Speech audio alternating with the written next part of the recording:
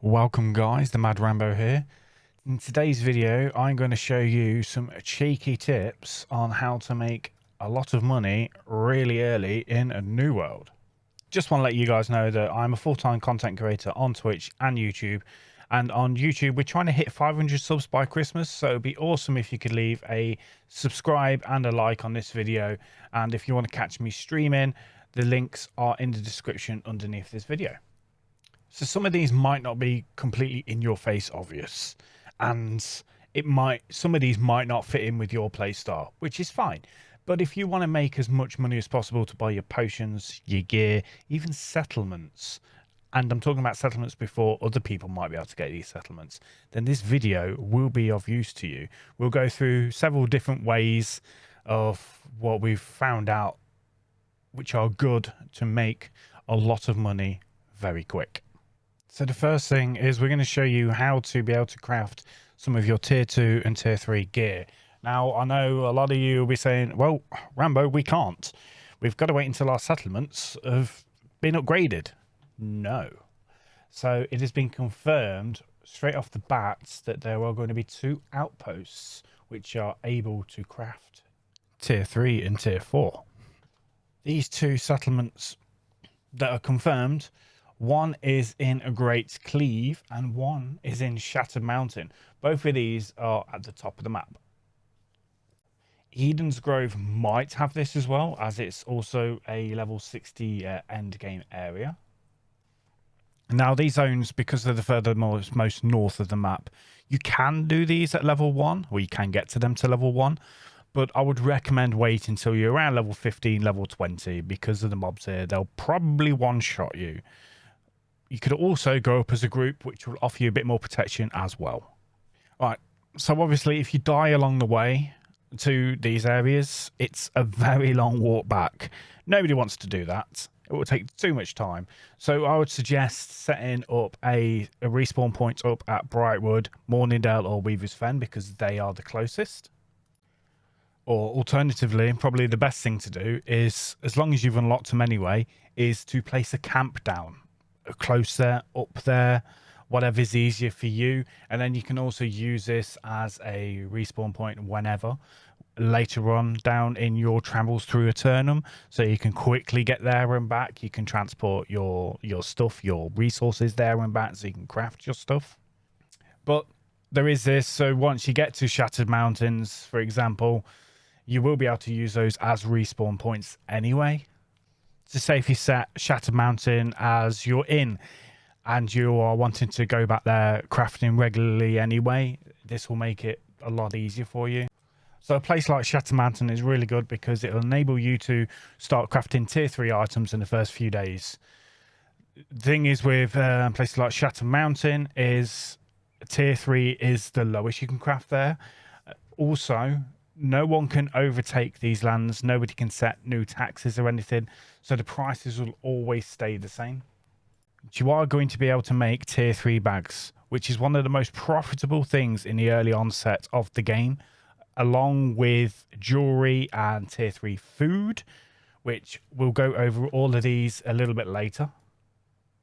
And the great thing is, we don't have to wait for someone to upgrade the settlements. We can get up there and craft these once we've hit that crafting level. No worry about people taking over the territory. No worry about people raising the taxes. It's a win-win. So bags. Bags are going to be one of the most profitable things to do in New World once the game releases. So why bags? Well, everybody needs bags. Everybody in New World will need bags. Bags increase your carry weight, how much you can carry, so you don't have to keep coming back to dump off your stuff or sell your stuff. Or if you're going out being able to gather resources, you can stay out for longer, which makes more money as well. So if you can get to tier 2 and get those on the market, they're going to sell instantly. And if you can get ahead of the curve and start crafting tier 3 and tier 4 bags, you're going to be set for life in New World. Tier 3 bags go for between 3,000 and 5,000 gold each. Yes, 3,000 and 5,000. You're going to be rolling in it. So the next thing I want to speak about is resources. Resources are another nice income source for you. When you're at lower levels, so when you're just starting out in the game and you are out gathering, or maybe you're questing and gathering at the same time, getting those tier 2 resources, throw them on a market. They're not going to fetch much, but it's a nice drip feed of income, because there's crafters out there that don't want to go out there gathering, or they've got no one to gather for them, so they'll use the marketplace to buy these stuff. You're not going to make a lot of them, you're not going to make a lot on them, but it's a steady income while you're leveling yourself up.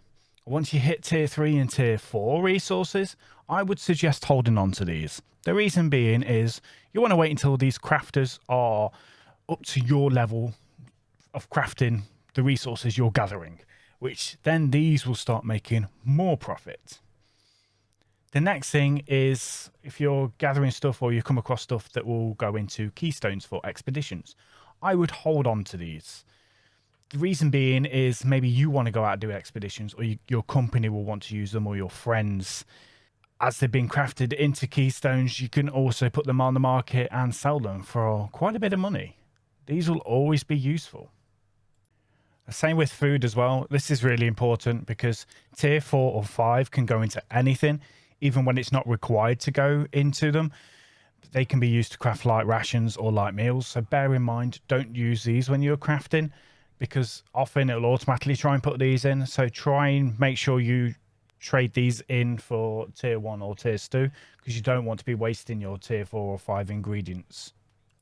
So another thing that's going to be really, really popular near the start of the game particularly is actually we're going to get jewelry crafting and high level jewelry crafting up, because again, if you can get up to that tier 3 threshold, get yourselves all the way to the top of the map at the Shattered Mountain, you're going to have access to tier 3 crafting stations, and you'll be able to make those tier 3 amulets and rings and earrings for players to be able to use and equip, which is going to be one of the most sought after things, because it gives you huge stat boost early on for any of those players that are min-maxing or wanting to run the appropriate dungeon to their level, or even PvP.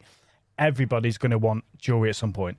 So having a stockpile of this for your company or selling on the market earlier on is going to net you a nice amount of profit.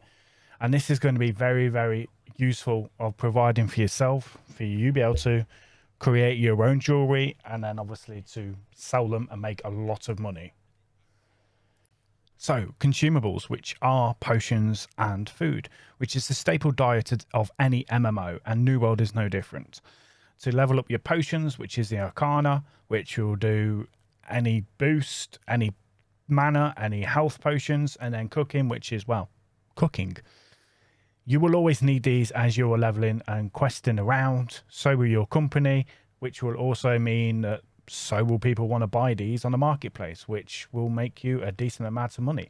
Yes, people can buy your potions from faction stores, but people aren't going to want to do that. Not earlier on, especially, because they're going to be wanting to save for those faction gear and weapons. Food, your earlier on food, which is normally regen, which will always sell on the marketplace. But later on, more importantly, is you can make stat boost foods, which will work with any level all the way up to 60, even in PvP. These stat-based foods normally add plus 10, 7, or 3 to the primary or the secondary stats based off the food. So these will give you really good advantage, especially in wars and PvE invasions. So potions will make you really good profit, and so will food. Don't sleep on these. So that's it. That's my handy tips. I hope this helps you in your future endeavors in Eternum. We'll be releasing more videos like this, like guides and everything for New World. So if you do enjoy this, please leave a like and subscribe. It really does help me out. And maybe one day we'll see each other in Eternum. Thank you.